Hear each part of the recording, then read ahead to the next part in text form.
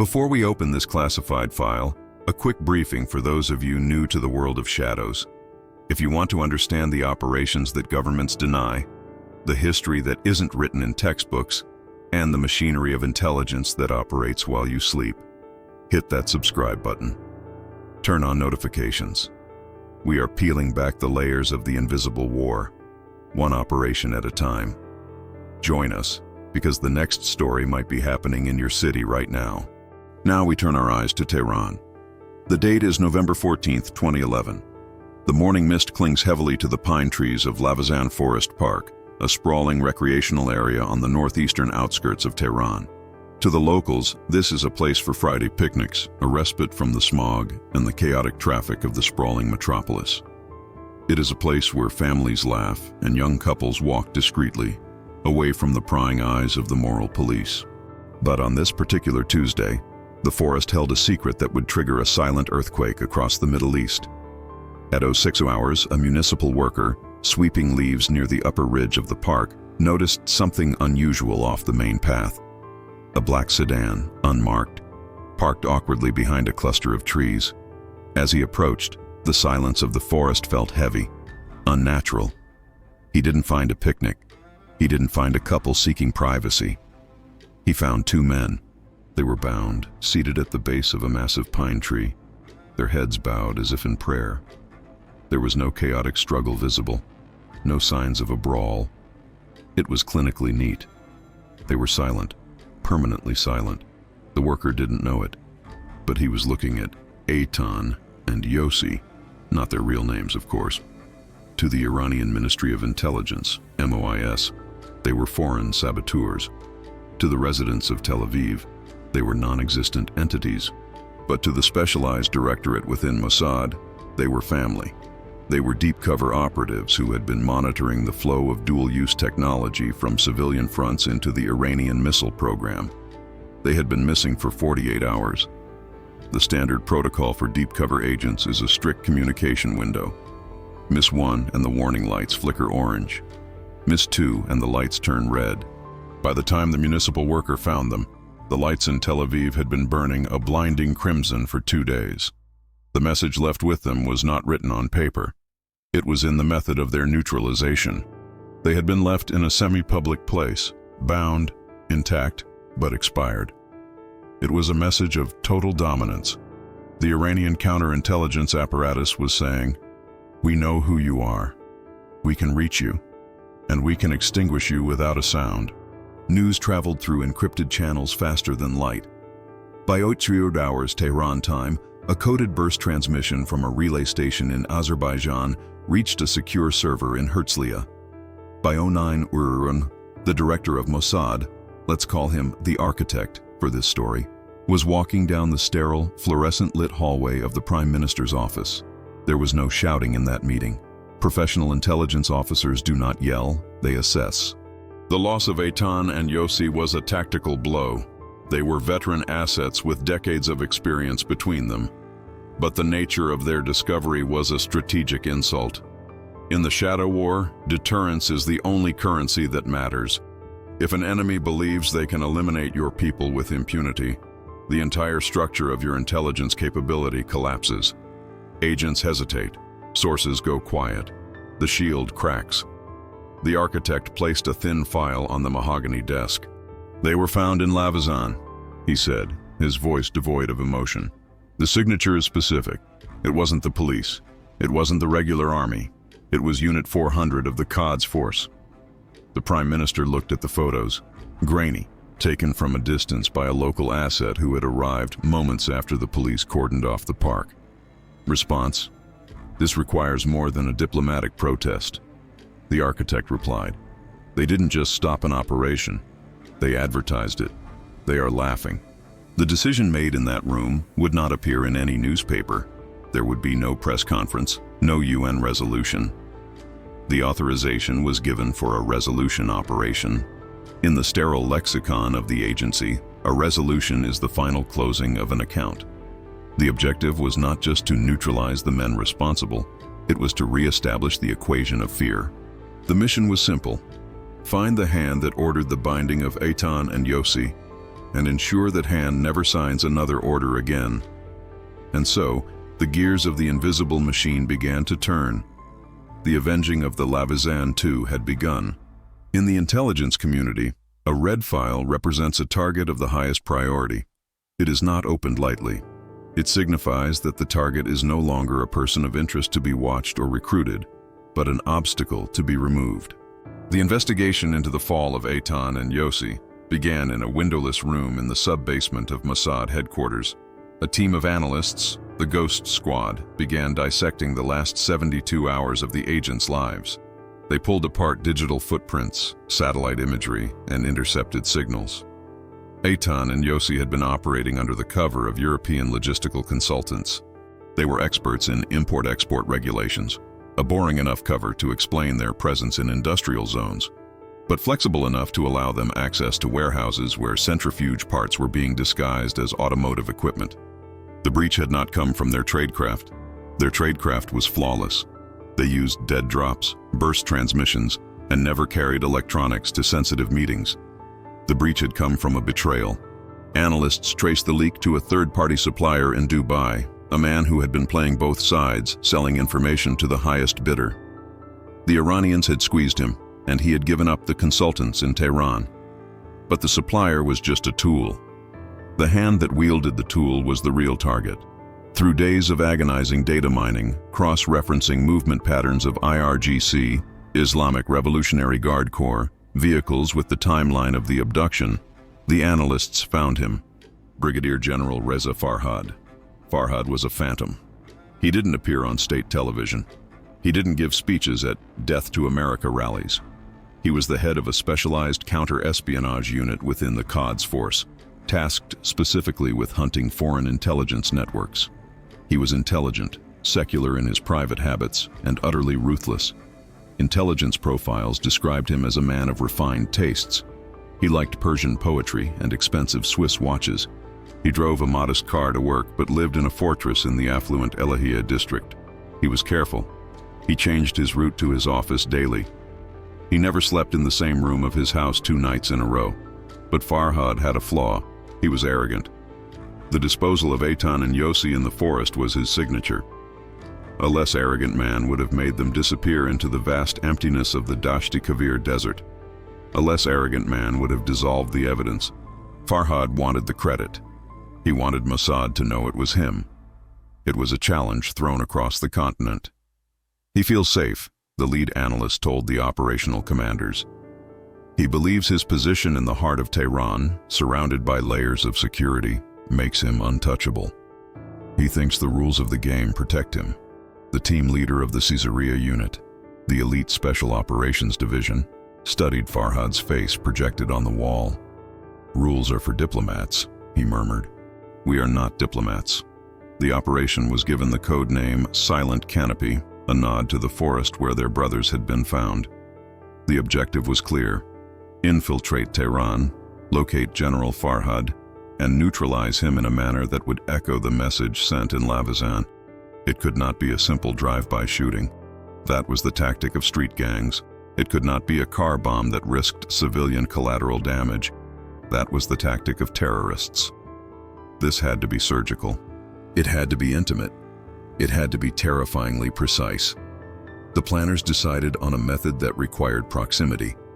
To get close to a man like Farhad required a team that could blend into the complex tapestry of Tehran society. They needed operatives who could pass not just as Iranians, but as specific types of Iranians: the wealthy, the connected, the invisible elite. 3 names were selected from the active roster. Avraham, the team leader, 45 years old, born in Isfahan before his family fled in '79. He spoke Farsi not just with the accent, but with the soul of the city. He knew the poetry Farhad loved. He knew the unspoken rules of ta'aruf, the complex Iranian etiquette. Sarah, a specialist in cyber warfare and physical surveillance. She could hack a secure network from a cafe Wi-Fi or pick a high-security lock in 10 seconds. Her cover would be that of an art dealer, a role that allowed her access to the high society Farhad floated on the edges of. David, the mechanic. a man who could turn a household appliance into a listening device or a lethal weapon. He was the muscle, but he was also the engineer. His hands were as steady as stone. They were summoned from their various covers around the world. Avraham was pulled from a vineyard in Italy, Sarah from a tech startup in Tel Aviv, David from a sailing trip in the Greek islands. They met in a safe house in Cyprus. There were no handshakes, only nods of recognition. They knew the stakes. They knew Eitan and Yossi. "We are going back," Avraham said, pouring tea for the team. "And we are not coming back empty-handed." To understand the difficulty of the mission, one must understand the fortress that is Tehran for an Israeli operative. It is a city of 12 million eyes. The Basij, the paramilitary volunteer militia, are on every corner, watching for moral infractions, political dissent, and foreign influence. General Reza Farhad moved through this city like a king shark in a coral reef. He felt the water moving around him. He knew that after the Lavazan incident, the Israelis would be angry. He expected them to lash out against Iranian proxies in Lebanon or Syria. He did not expect them to come into his house. Farhad sat in his office in a nondescript building in northern Tehran. The walls were soundproofed.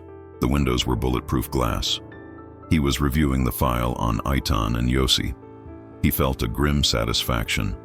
He had broken their network. He had blinded the Zionist entity for months, perhaps years. He picked up his secure phone and dialed his superior. "The cleanup is complete," he said. The message was delivered. "Do not underestimate them, Reza," the voice on the other end warned. "They have a long memory." Farhad laughed. "Let them remember. By the time they formulate a plan, our centrifuge cascades will be spinning so fast they will create their own gravity. We have won this round." He hung up and checked his watch. A Patek Philippe, a gift from a supplier in Dubai. It was time for his weekly ritual. Despite his security protocols, Farhad had one weakness, one indulgence he refused to give up. Every Thursday evening, he visited a private, members-only bathhouse in the Velenjak district. It was a place where the elite relaxed, where deals were made in the steam, away from the microphones and the cameras.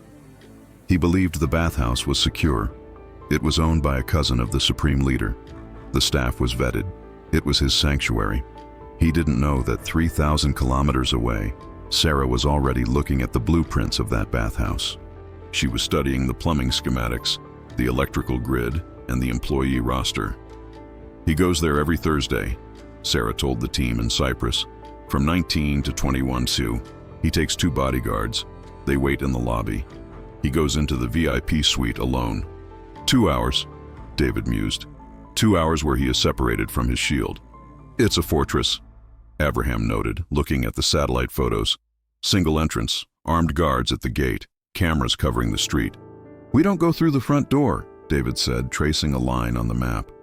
"We go through the infrastructure." The plan began to take shape. It was audacious, bordering on the impossible. They wouldn't attack Farhad in the street. They wouldn't raid his home. They would take him when he felt most secure, when he was naked and vulnerable in the steam. But getting into Tehran was the first hurdle. The airport was a trap. Biometric scanners were becoming standard. The land borders were heavily patrolled. "We go the old way," Avraham decided. The smuggler's route. The Zagros Mountains. Rugged, unforgiving, and porous if you knew the right people. The Kurds in the region had a complicated relationship with the central government. For the right price, they could move anything: cigarettes, alcohol, people. Mossad had maintained quiet ties with Kurdish elements for decades. It was time to call in a favor. As the team prepared their gear, non-attributable communications, localized clothing, currency, and the specific tools David required, the atmosphere in the safe house shifted. They were leaving the world of light and entering the gray zone. "No mistakes," Avraham said on the final night. "If we are compromised, there is no extraction. There is no cavalry. We are ghosts. If we are caught..." He didn't finish the sentence. He didn't have to. They all remembered the image of Eitan and Yossi under the pine tree. If they were caught, they would pray for a quick end. But Farhad was not known for granting quick ends. The journey into Iran was a masterclass in logistics. The team flew separately to Baku, Azerbaijan.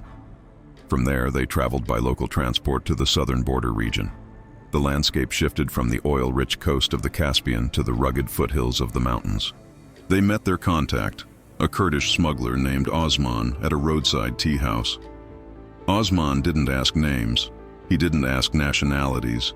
He knew only that these people paid in heavy gold coins and that his grandfather had done business with their grandfathers. The passes are snowed in, Osman warned, sipping his tea through a sugar cube. The wolves are hungry this year, and the Pasdaran, Revolutionary Guard, patrols are using drones. "We can handle the wolves," David said. "Just get us to the safe house in Tabriz." The crossing took 3 nights. They moved on horseback through paths that didn't appear on any map. The cold was bone-deep, biting through their layers of thermal gear. They moved in silence, listening for the buzz of drones or the crunch of snow under boot. At the border, they had to crawl through a frozen drainage culvert for 2 miles to bypass the thermal cameras. It was grueling, claustrophobic work. When they emerged on Iranian soil, they were covered in freezing mud, exhausted, but alive. They changed into local clothes provided by the network. They became travelers from the provinces, heading to the capital for business. They took a dilapidated bus from Tabriz to Tehran, blending in with weary laborers and students. Entering Tehran is an assault on the senses. The pollution hangs like a yellow shroud over the city. The traffic is a chaotic river of steel and noise. But to Avraham, it smelled like a twisted version of home. The Farsi signage, the smell of roasting kebabs, the distinct rhythm of the language. It triggered memories of his childhood, overlaying the tension of the mission. They established their base in a rented apartment in the Ekbatan complex, a massive concrete jungle of residential towers. It was perfect for cover, thousands of people coming and going, anonymity in numbers. Sarah set up the electronic perimeter. Within hours, they had tapped into the local unsecured Wi-Fi networks, bouncing their signal through servers in Singapore and Brazil to mask their location. "We are live," she whispered. Now began the most dangerous phase, surveillance. They had to verify the intelligence. Was Farhad still following his routine? Had the Lavazan incident caused him to change his patterns? They rented a beat-up Peugeot 405, the ubiquitous car of Iran. They took shifts watching the bathhouse in Belenjak. They couldn't park too long, or the local comité, neighborhood watch, would get suspicious. They had to keep moving. Thursday came. The team held its breath. At 1845, a black armored Toyota Land Cruiser turned onto the street. It stopped in front of the bathhouse. 2 large men in suits got out, scanning the street. Then General Farhad emerged. He looked relaxed, arrogant. He walked into the building without looking back.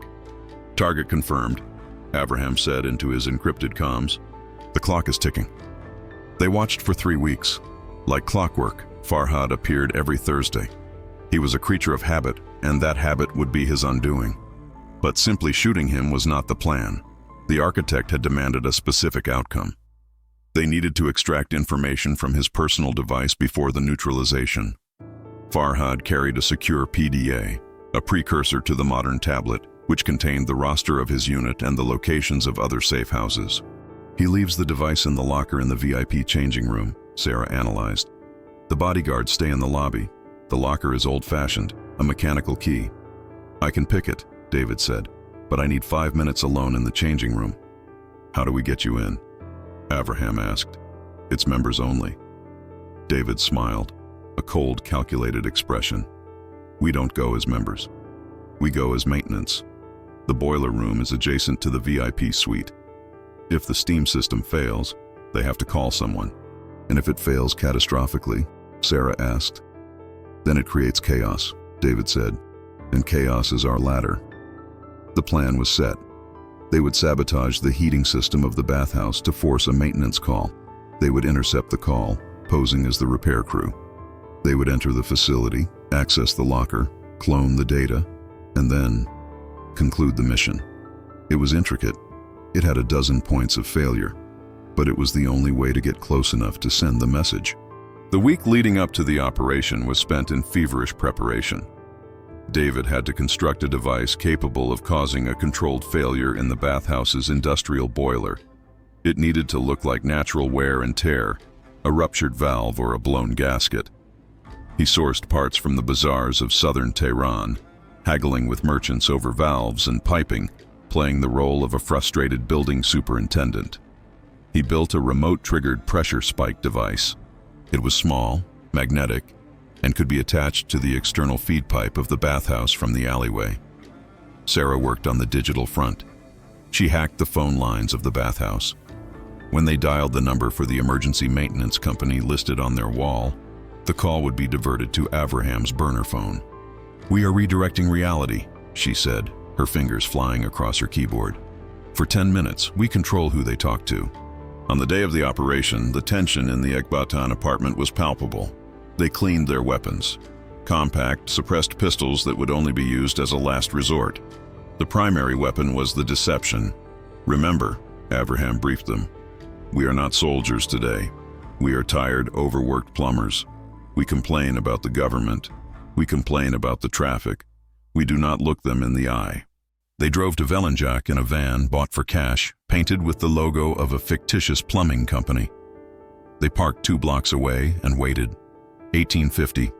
Farhad arrived. He entered the building. 1915. He would be in the steam room now. The bodyguards would be drinking tea in the lobby, relaxed, watching a soccer match on the TV. "Now," Avraham commanded. David slipped out of the van. He moved through the shadows of the alleyway behind the bathhouse. He located the main water feed. With the precision of a surgeon, he attached the magnetic device to the pressure regulator. He returned to the van. "Packages set." He pressed a button on a modified garage door opener. Inside the bathhouse mechanical room, the device triggered. It forced the regulator open. The pressure in the system spiked. A safety valve blew with a loud hiss, and steam began to vent aggressively into the mechanical room, triggering the alarms. Panic.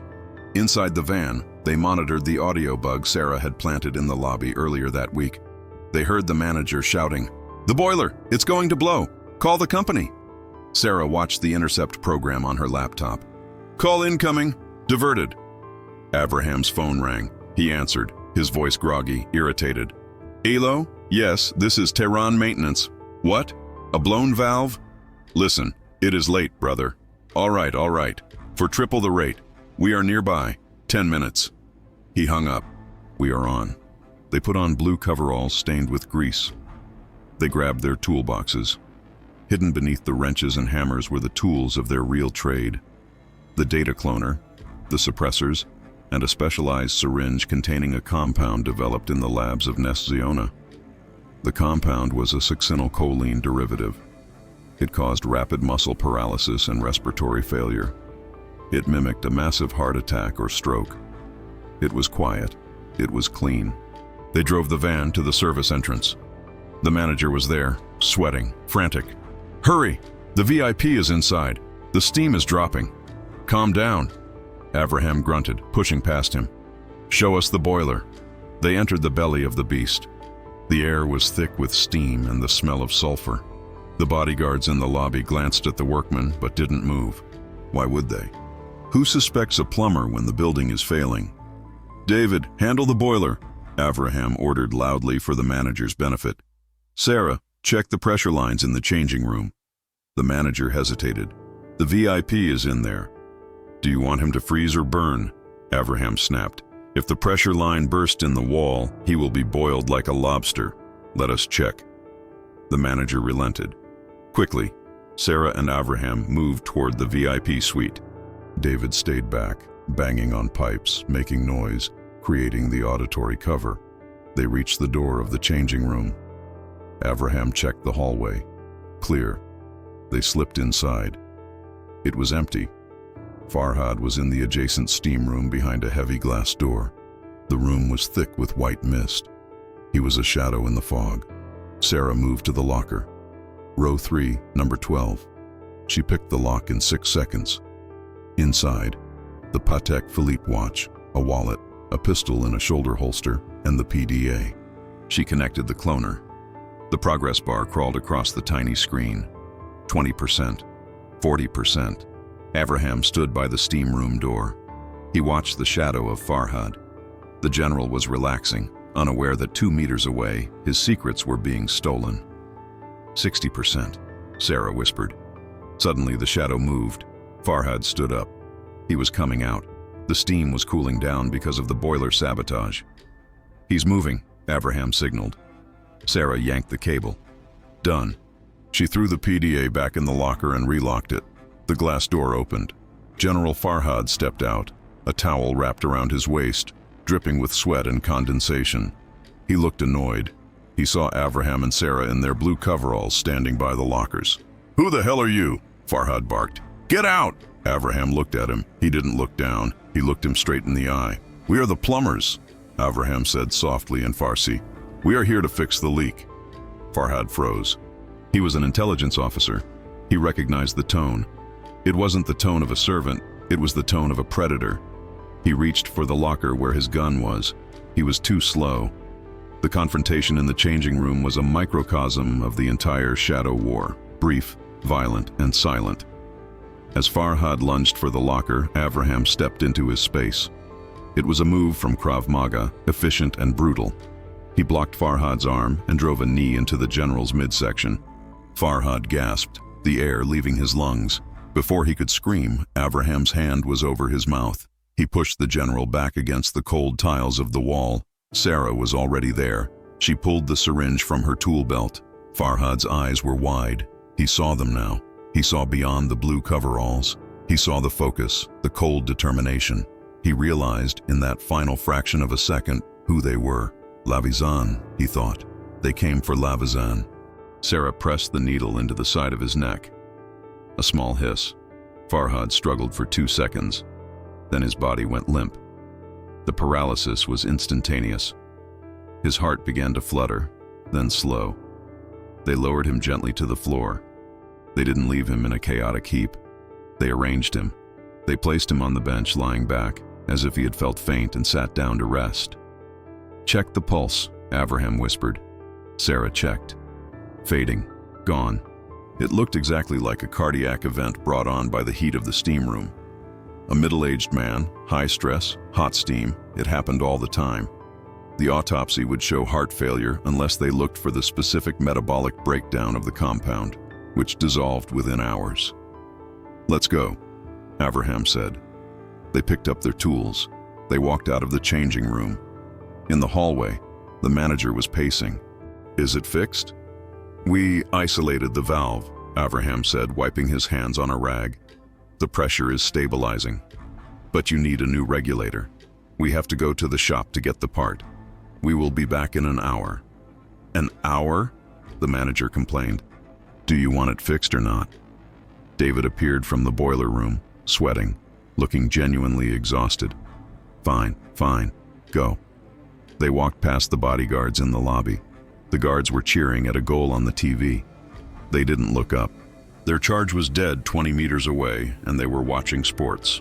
They exited the building. The cool night air of Tehran hit them. They walked to the van, threw the tools in the back, and drove away slowly. They didn't speed. They stopped at red lights. They were just plumbers going home. But the mission wasn't over. The resolution was complete, but the retribution had a second phase. The architect wanted the Iranians to know. He didn't want them to think it was a heart attack forever. He wanted them to wonder. As they drove back to the safe house, Sarah opened her laptop. She accessed the cloned data from Farhad's PDA. It was a treasure trove. Names of agents in Europe, bank accounts for funding Hezbollah, locations of covert missile sites. "We have the keys to the kingdom," Sarah said. "Upload it," Avraham ordered. "Send it to the server." "And the signature?" she asked. "Leave the digital card," Avraham said. Sarah executed a command she had prepared weeks ago. She remotely accessed the server of the Quds Force internal network, using the credentials she had just stolen from the dead general's PDA. She planted a file on their main dashboard. It was a simple image file. It was a photo of the pine tree in Lavizan forest. No text, no threats, just the tree. When the Iranian cybersecurity team found it the next morning, around the same time the coroner was puzzled by the general's sudden death, they would put the pieces together. The general died of a heart attack while his secure network was breached. and a photo of the murder scene of the Israeli agents appeared on his screen. It was a message louder than a bomb. We were here. We took him. We took your secrets. And we walked away. Back at the safe house, the adrenaline began to crash. They stripped out of the coveralls. They began to sanitize the apartment. They had to move. The discovery of the body would happen any minute. The manager would check on the VIP when he didn't come out. Phase 1 complete, Avraham said. Now comes the hard part. Getting out, David said. The city was about to wake up. The police would be swarming Velenjak. The borders would be tightened as soon as the intelligence breach was discovered. The route they came in, the Zagros Mountains, might be compromised if the Iranians alerted the border guards. We can't go back the way we came, Avraham said, looking at the map. They will be watching the north. Then where? Sarah asked. Avraham traced a line to the south. We go to the coast, Bandar Abbas. The smugglers move more than just carpets. It was a long drive, 1,000 kilometers through the heart of hostile territory, in a country that was about to realize it had been infiltrated by its worst enemy. They packed the van. They left no trace in Ekbatan. They became travelers again. As they merged onto the highway heading south, the radio interrupted the music, a breaking news alert. General Reza Farhad, a hero of the revolution, has passed away this evening due to natural causes. The team shared a look. Natural causes. The lie had begun. But the people who mattered, the MOs, the IRGC, the supreme leader, they knew the truth. The Avengers of Lavazan were on the move, but the net was tightening. The silence of the forest had been answered, but the roar of the chase was just beginning.